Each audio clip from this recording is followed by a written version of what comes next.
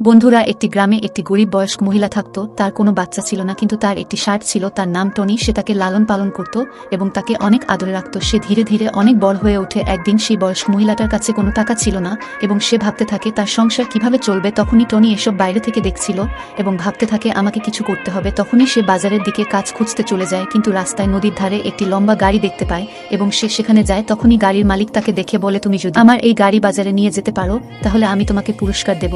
তখনই টনি খুব কষ্ট করে সেই গাড়িটির বাজার পর্যন্ত নিয়ে চলে যায়। গাড়ির মালিক তাকে ধন্যবাদ দেয় এবং একটি সোনার টাকা ভৌত ব্যাগ তার গলায় ঝুলিয়ে দেয়। টনি খুশি হয়ে তার বৃদ্ধ দাদিমার কাছে চলে আসে। তারপরে কি হলো সেটা দেখার আগে এই ছবিটি দেখে বলুন আপনি কাকে বাঁচাবেন। আপনি যদি আমার মতো মাকে বাঁচান তাহলে এই ভিডিওতে একটি লাইক করে চ্যানেলটি সাবস্ক্রাইব করে দেবেন। তারপরে তার দাদিমা টনিকে জিজ্ঞাসা করে, তুমি এই সোনা ভর্তি টাকা কোথায় পেয়েছো? তখনই সেই গাড়িওয়ালা সেখানে চলে আসে এবং বলে, টনি এই টাকাটি অনেক কষ্ট করে ইনকাম করেছে শুধু তোমারই জন্য, কারণ ও তোমাকে অনেক ভালোবাসে, তোমার দুঃখ দেখতে পারে না।